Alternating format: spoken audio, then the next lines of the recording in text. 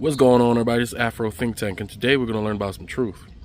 We're going to learn about how the African Americans liberated African Americans from slavery. All right? Native American slavery. You see, that's the part of American history no one wants to talk about, including the Native Americans. While we have all these unknowledgeable individuals when it comes to history attaching themselves to Native Americans as if they've always been some kind of ally. When in fact, Native Americans, the 5 civilized tribes, have you ever wondered why they were called the 5 civilized tribes? You ever wonder why Europeans would ever call people who they deem to be savage barbarians civilized? You ever wonder why they would call these people civilized? You ever thought about that, about what civilized mean? What it means is they was just like them, white. They were more barbaric to Africans than the Europeans. They loved the transatlantic slave trade. They built their entire economies back up utilizing slaves from the Africans from the transatlantic slave trade. Native Americans don't get a pass. Don't get a pass on this. And so here's the thing, yes, they are the indigenous population of this land. Yes, they also were enslaved and forcibly removed from the lands that they inhabited before the Europeans, but they were just as bad because when given the opportunity, someone was like, yeah, I'll participate.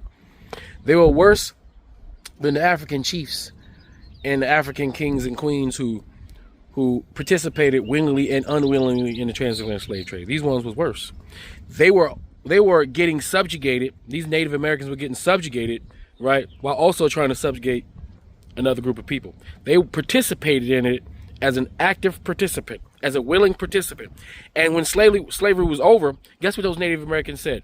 We ain't got nothing to do with those 13 colonies and what they got going on because slavery is still legal in Indian land. See, that's the truth. And you know who destroyed the Native Americans? You want to know why you don't see any Native Americans? Because since those Native Americans decided they wanted to enslave, and then even while they were being enslaved, they were being persecuted by the government at the same time. So they were the model. They end up being the model indigenous minority. I guess you want to put them in that category, right? During the Trails of Tears, not only were we enslaved, right? We were coming out of slavery, being re-enslaved, and having to endure the Trail of Tears. There are many African people whose ancestors were enslaved by those Native Americans who are owed reparations. So if we're gonna start talking about reparations, you got your Dennis Sperlings who wanna file a lawsuit against against Africa. Then we should go ahead and file a lawsuit against those Native Americans who enslaved us for over 100 years. We should file a lawsuit against those people right next to us right now. Right next to us right now. Some of them we call Mexicans nowadays because they got their shit taken by the white Anglo-Saxon barbarian. Some of those racist Mexicans are really those racist Native Americans who enslaved our ancestors. Even though it was the African man who liberated Mexico from their enslavers. You see, everybody wants to enslave us and then use us to liberate them from slavery. I want you to take note of that. And I also want you to take note throughout history, the African American has been used as a weapon of mass destruction. See, it wasn't them white boys going into the plains of the Midwest fighting them Indians. They spent their disposable troops, black folks. And we had no problems in doing it because we were going to go fight those Native Americans who was enslaving our African brothers and sisters. We defeated those Native Americans. Unfortunately, yeah, this is their land. But we had to defeat them because they decided to participate in the transatlantic slave trade with the white man. Because a lot of them want to be white. A lot of them act white right now. A lot of them are in cahoots with the white man. That's why a lot of the darker Native Americans, if you notice, they get shafted because the rich Native Americans don't give a shit about them either. You see, them Native Americans, they weren't all kumbaya. They was fighting. They was warring tribes, warring nations, right? They weren't the best of people. As kind-hearted as we see the Native Americans and their natural cultural practices are, they weren't as kind as we are. They were not like us, even though they had similar practices that's very familiar to us. Now, what did they do with the Native American tribes that was against slavery? They slaughtered them. What did they do with the Native American tribes that helped liberate Africans from those plantations? They slaughtered them. And keep in mind, when I say the Native Americans, there are more than just 1 or 2 or 3 or 4 or 5 groups. It's just that we only know about the 5 civilized tribes because they were civilized enough to enslave us. That's why they were called civilized and gave a semblance of respect and space within this country. But once again, the black man who is the god of war went in his frame when he decided, you know what, I'm going to go fight. Once again, the black man displays his power. It was that Buffalo Soldier who cleared out the West, the Midwest, for them white people to come in with their corporations and their railroads and their businesses and their mines. It was the African warrior who had to defeat that Native American warrior who them white boys just couldn't handle. It was the African Mandingo warrior who cleared America away for the foundation that will be this white country we call America. In every rung of history, in every area of history, when given the opportunity to have access to African soldiers, every great empire seeked them out, whether they were mercenaries or slave soldiers. Everybody knows who we are and what we are when we are focused, organized. And we are focused and organized. There's no one that can beat us. Not Napoleon's army, not the Persians, not the Arabs, not the Europeans, not the Native Americans. Nobody. That's why I keep telling you, it's time for us to get in our frame. Because, listen, we are undefeated when it comes to the battlefield, when all being equal. And this is a part of history. Listen, hey, you got to be, you can be proud of it. You can have a shame. Listen, the Native Americans enslaved my ancestors. So I have no problem with the Buffalo Soldiers clearing them the fuck out.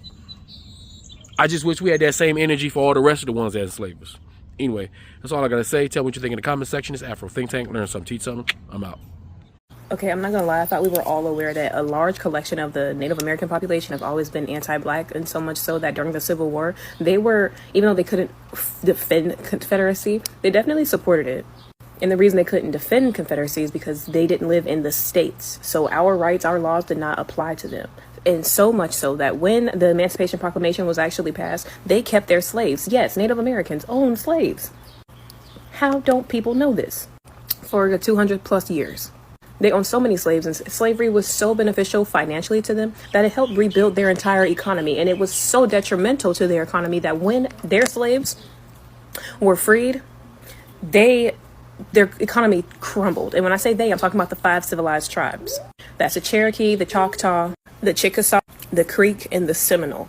Now, these were not the only Native American reservations or tribes, but they were the 5 civilized tribes. And the reason that they're even called civilized tribes is the same reason that they got involved with slavery, is because they inherited, oftentimes it was forced on them, but they inherited a lot of Anglo-Saxon, aka white, traits and lifestyle. And slavery was just one of many. And everybody always mentioned slavery, but they don't mention the fact that it also changed the way they look at themselves, the way that they treat each other in public, the way that their hierarchical statuses and how they treat people below them, how many times a day they eat instead of listening to their bodies. There were a lot of different Native American traditions that were just wiped away and put and replaced with white supremacy. And part of that was slavery, enslaving black people. Now, what people don't talk about when you're talking about Native Americans were slave owners, so when your grandmother said she was part Cherokee, she wasn't making that up. The first records indicate that the 5 civilized tribes held 8,000 to 10,000 people of African descent as slaves. This number grew significantly throughout the 1800s. The Cherokee, Choctaw, Creek, Chickasaw, and Seminole tribes all participated in the slave trade and slave ownership. Since they knew the land so well, they firstly became slave trackers and hunters, and they worked alongside slave owners to retrieve runaway slaves. That's why in the movie Sinners, they are seen as vampire hunters or vampire trackers or bounty hunters because of their actual history. The Trail of Tears included African slaves. They had to work along the way carrying the belongings of their owners. Due to their economic reliance and their alliance with the South, some tribes even participated and fought with the Confederacy in the Civil War. They also still kept slaves after the Civil War was over, and America had to go into the tribes and basically tell them to release all of the slaves. This led to the 1866 Indian Treaty, which made the tribes pay their former slaves reparations. They were supposed to give them citizenship, access to the reservation land and resources, free education, as well as tax-exempt status. They were also supposed to be given 160 acres of land and the ability to own and operate businesses on that land, such as casinos. But Native Americans never actually fulfilled these promises, and America didn't enforce it. So to this day, the benefits that Native Americans are receiving are partly owed to African Americans. There are people terrified of this book because of the unredacted historical information therein. It's just history. What are you so afraid of? This book has been selling out daily in the TikTok shop. Get it before it's gone. So if they're black and they can't prove that they have Indian blood, go away. Basically, that's what we're saying. Harsh words from the Seminole chief for the 2,000 black members of this mixed Indian tribe. In response, they say they're just as much Seminole as he is. I fished in these woods, I hunted in these woods, I went to stomp dances just like the regular Seminoles did. And I never knew I was any different for a long time. On any given Sunday, go with Loretta Guest to the Indian Baptist Church in Seminole County, Oklahoma, and you'll find red and black Seminoles praying together, singing hymns in Seminole, sharing meals and catching up on tribal news. Hi, dog. Walk with her through the Indian cemetery out back, and you'll find their ancestors are buried together as well. My aunt is next to him. Were there any distinctions made as to, you all are the black Seminoles, we're nice to you, but you're the black Seminoles? No, nothing like that. We've always been treated as one. Your ancestors were enslaved by Native Americans. Here's your great-great-grandmother, Mary Kemp, her 11 children, including Bill Cheadle, your great-grandfather, William. And you can see William's father, Henderson, or Hence Cheadle. You are one of the few African Americans who was not enslaved by white people, but enslaved by Native Americans. I don't know how I feel about that. It's Previous video, I spoke about how Native Americans also enslaved black people. Their participation in this atrocity reportedly began in the late 1700s and intensified in the early 1800s. Members of the 5 so-called civilized tribes used enslaved black men and women as domestic and agricultural workers. For example, Chickasaw planters exported around 1,000 bales of cotton in 1830, which was picked by enslaved blacks. Many Native Americans saw slavery as a way to illustrate their societal sophistication in the eyes of European colonizers, who often referred to them as noble savages, courageous and fierce, while Africans were seen as little more than mindless beasts of burden. Historian Taya Miles once stated that enslaved black people became tokens of economic success. The more you owned, the more serious a business person you were considered, and the more serious a business person you were, the more appropriate you were. Cherokee freedmen and their descendants became a part of the tribe in 1866. They signed a treaty with the federal government saying that they would give full rights and citizenship to those individuals that were once enslaved by the Cherokee Nation. Individuals that were enslaved by Cherokee Nation, all they knew was the Cherokee way. So they're being in these environments with the culture of Cherokee Nation, learning the way they spoke the language. They even were interpreters at some point. They existed before the removal, during the removal, and after the removal. And so they were an extremely vital to the Cherokee Nation and rebuilding the nation once we got over into Oklahoma. And so today we've come a long way, but due to all of the rejection, you've got a lot of trauma that occurred within those individuals of freedmen descent. And today the Cherokee Nation is doing such a phenomenal job trying to embrace, or they are embracing, the Cherokee freedmen descendants fully. And we're trying to shed light on those, the things that did occur, acknowledge the dark chapters in Cherokee Nation, and actually connect with one another. I'm an African American with Cherokee heritage. My great-grandmother, Phyllis Thompson Pettit, was a slave of the Cherokees. It's a little-known chapter in American history.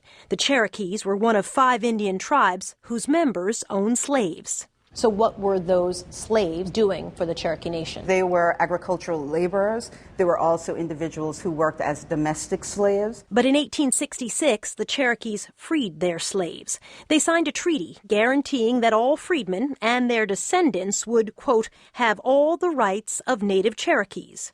Today, that treaty is at the center of a controversy involving nearly 3,000 African Americans. On August 22nd, Cherokee Nation kicked them out of the tribe. The Treaty of 1866 did not give citizenship to the freedmen nor their descendants. Diane Hammonds is the Attorney General for Cherokee Nation. The heart of the issue is whether or not an Indian tribe can determine who is eligible to be a member of that tribe. In 2007, Cherokee Nation passed a law requiring proof of Indian blood to be a member. The proof is based on a record that was created a century ago called the Dawes Rolls. The freedmen say the Dawes Rolls are wrong because they were based on how you looked. The 5 tribes who enslaved black people: the Cherokee, Chickasaw, Choctaw, Creek, and Seminole. In 1866, the tribes were required to emancipate their slaves and provide citizenship to them. In the 1970s and 80s, the 5 tribes began to remove the descendants of their former slaves from their membership rolls, causing them to lose their tribal citizenship. In 2017, Cherokee slave descendants won their fight through a federal district court. To black Americans who descend from black American slaves, the attacks on the Buffalo Soldiers and how the natives are pretending that there's no reason for us to have wanted to get back at them through the Buffalo Soldiers is bullshit. And I'm going to show you some proof of that. And so this site comes from the University of Texas at Arlington. And they have mapped out inter-ethnic violence where the natives were attacking black people. And so in this drop-down list, just pick Comanche and you can see all the facts of why the Buffalo Soldiers were so mad at the freaking natives, and especially the Comanche. What this will show you is that when the natives claimed there were no black-owning slave tribes in the West, that's bullshit, because the Comanche were definitely that. Like, for example, on September 1839, well before the Buffalo Soldiers were formed in 1866, you had a slave girl, a black woman, whose life was taken by the Comanches at Walnut Creek in Texas. They even gave the latitude and longitude, right? They gave you the exact location and exactly where it happened. So there's no denying it. And here you have in 1840, another black woman's life was taken by the freaking Comanche when she did nothing wrong to them to even deserve that. July 4th, 1840, 26 years before the Buffalo Soldiers were even formed. Do you think any of the Buffalo Soldiers were actually aware of this? None of them were even aware of this. They have a latitude and longitude. They gave you the exact location. There's even a citation on my book. But you think the Buffalo Soldiers were not aware of this at all? None of them? Not even one. And you know what made it worse with the freaking Comanche? Like, for example, in January 2nd, 1843, right? 23 years before the Buffalo Soldiers came along, you had the Comanche show up, attack a bunch of white people, right, at Austin Farm in Texas. They took some white people's lives, but they also took the life of a black slave, and they captured another black slave and sold him. Oh, you didn't know the Comanche owned black slaves and they would routinely trade black slaves during their raids? They would count us not as humans, but as spoils of war, spoils of the raid. Yeah, look at all these citations. Now, are you sure the Comanche never owned slaves? Like the freaking natives and the tethers, you know, tethers who are people from the African diaspora who are coons. Like they're claiming? Are you sure?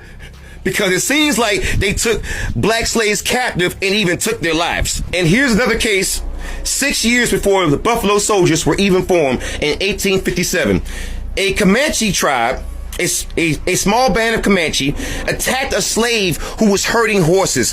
What in the hell did a black slave herding horses possibly do to deserve being attacked? And you're crying, you're whining about the Buffalo Soldiers attacking the Comanche? Do you not think that they heard about this shit? And they said, oh, that's how you want to play it? We got something for that shit. You don't think that's the case? Really? And the reason why it was so easy for the U.S. Army to get us to fight the Comanche, because the same year the Buffalo Soldiers were formed in 1866, and the Comanche attacked a bunch of white people and also attacked us too. June 30th, 1866, a large number of Comanches attacked 5 settlers and a black freedman. Why? Why attack the black freedmen, right? The freedmen warred They took his life. They killed that man. The Comanche did. And you think the same year the Buffalo Soldiers were formed, they didn't hear about this? None of them, not even one of them, none of them heard about this. No family members wrote them letters that says, hey, the Comanche, they kind of fucking us up. Nobody did. So now you get the context behind the Buffalo Soldiers. Now you get it. Excuse me, you don't get to attack my people for decades. Decades. And then cry, bitch, and moan when we get our get back. What you're not getting is that the Buffalo Soldiers were the response to the fucking natives who would not free us. They were the response to all the unprovoked attacks. They were the response to all the traitorous bullshit minority coalition bullshit. They were the reaction. Many Native Americans owned black slaves in the 18th century. The Catawba and Cherokee tribes were notorious for their dislike for blacks, forcing them to work under harsh conditions. They don't even recognize the children of black women as members of their nation. One unique fact is that the Cherokee were famous for owning the largest number of black slaves purchased from white slave traders in the colonial period.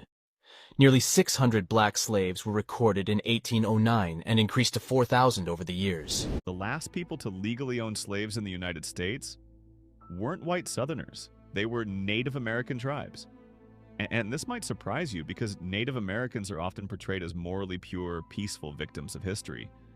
But the reality is far more complicated. Many Native nations practiced slavery, and many fought for the Confederacy during the Civil War.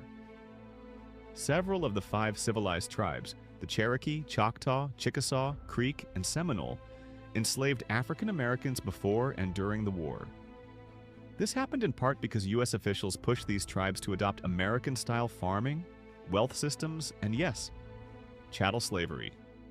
When the Civil War broke out, the story took an even darker turn. Many of these same tribes sided with the South. They signed treaties with the Confederacy, and thousands of Native soldiers fought under the Confederate flag. Why? Because after decades of broken promises, forced removals, and land theft by the U.S. government, the South offered them something Washington never had: autonomy and protection. And here's the final twist.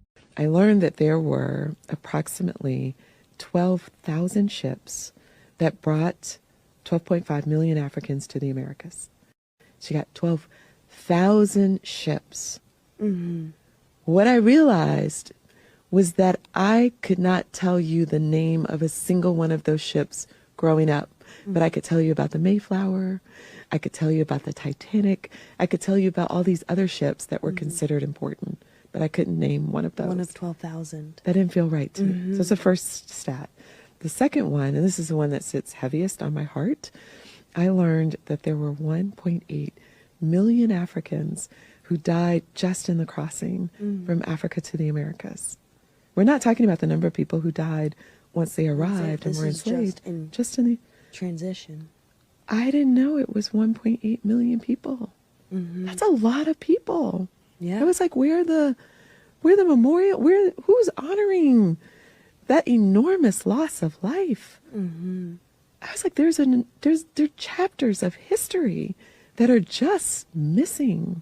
So this work felt really important to me to be a part of.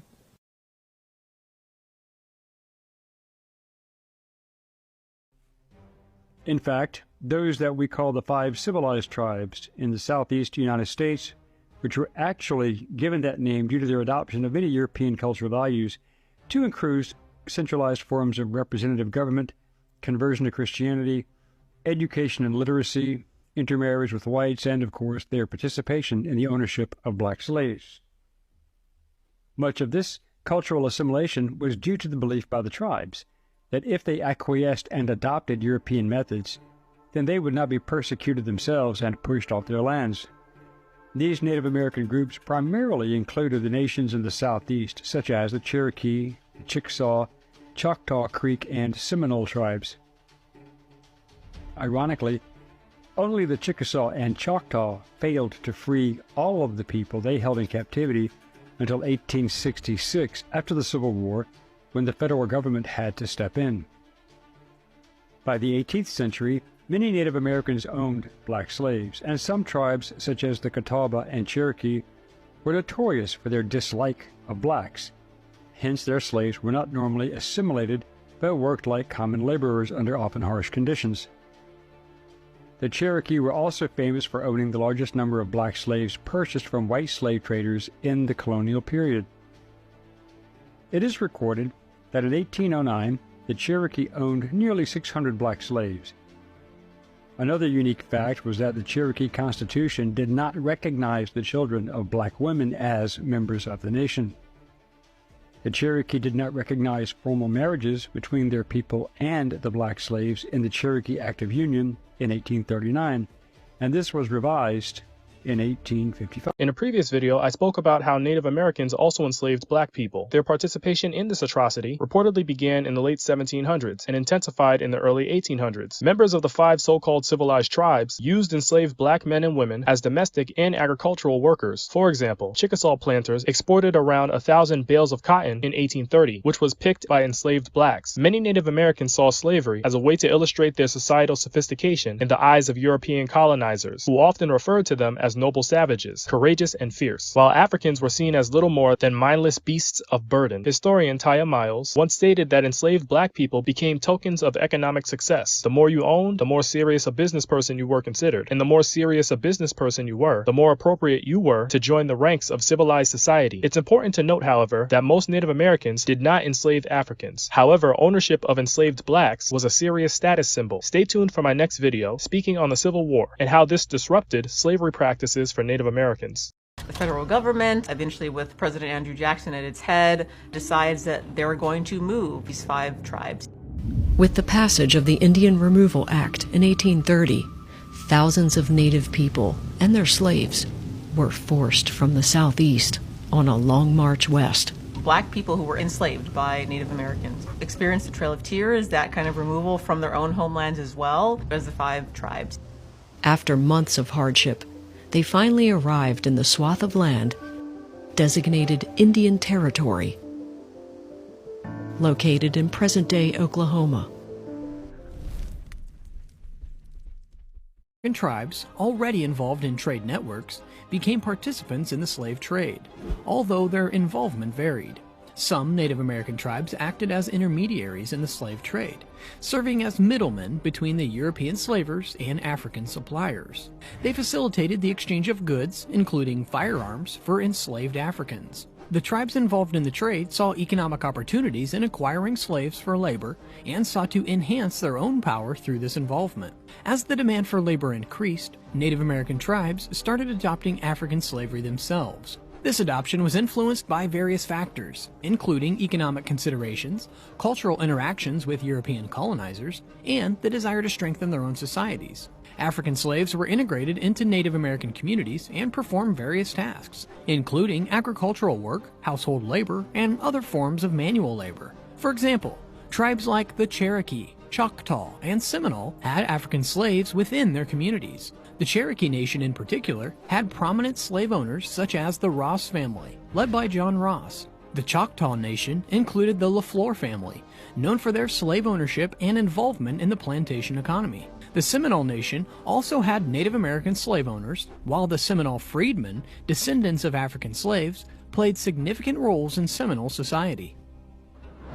Native American slave ownership during and after the American Revolution.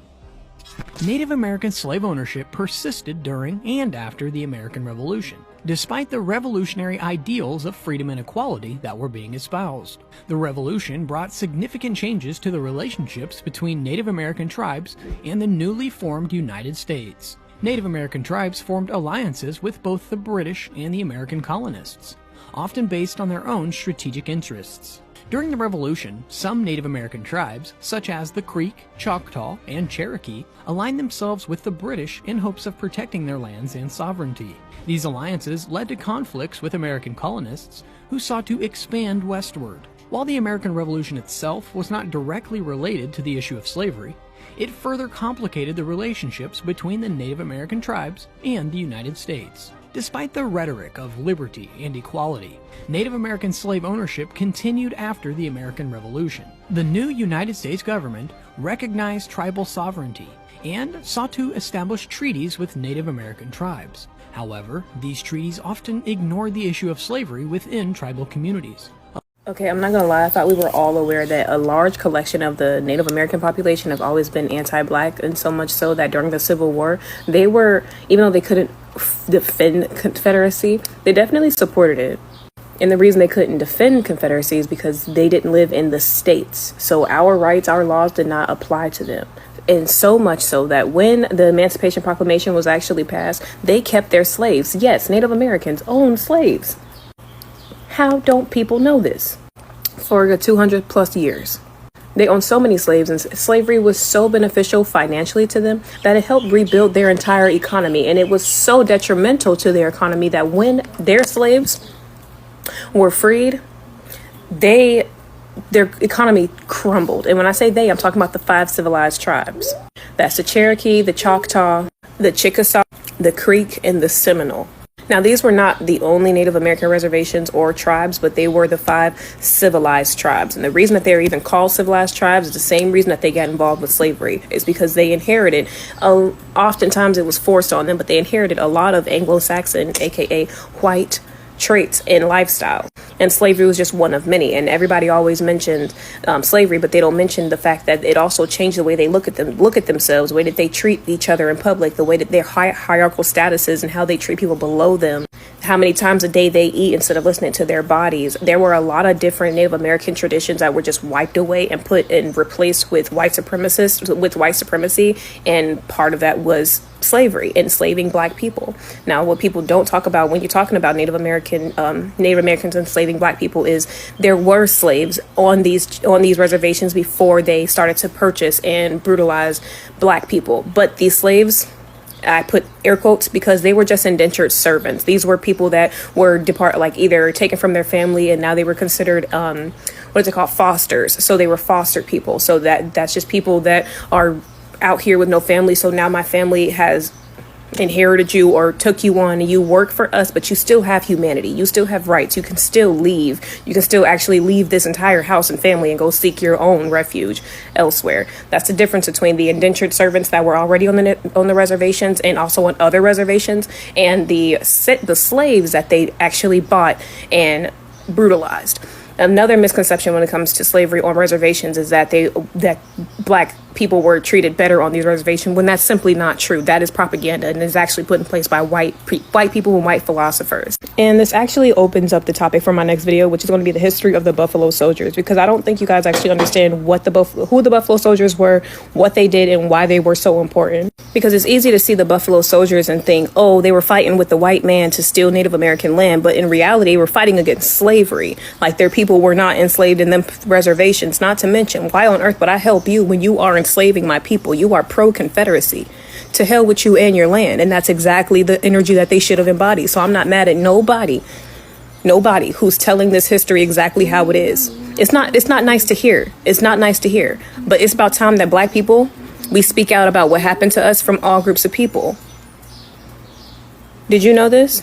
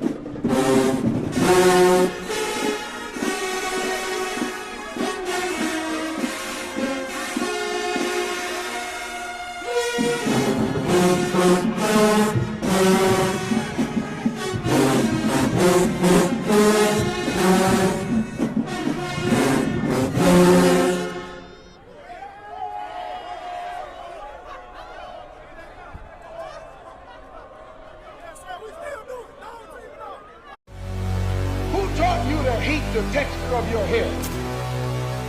Who taught you to hate the shape of your nose? Who taught you to hate the color of your skin to such extent that you bleach? Who taught you to hate yourself from the top of your head to the soles of your feet? Before you come asking Mr. Muhammad, does he teach hate? You should ask yourself, who taught you to hate being what God gave you?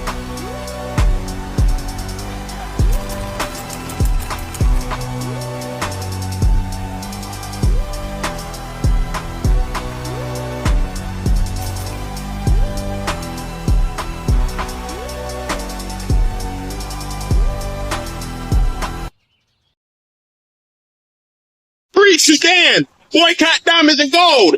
Free Sudan! Boycott diamonds and gold! We most definitely cannot forget about the people of Sudan! Thanks for watching Afro Think Tank. Don't forget to like, share, and subscribe. And follow me on Substack and Patreon for more content. Remember, it's Pan-Africanism or nothing.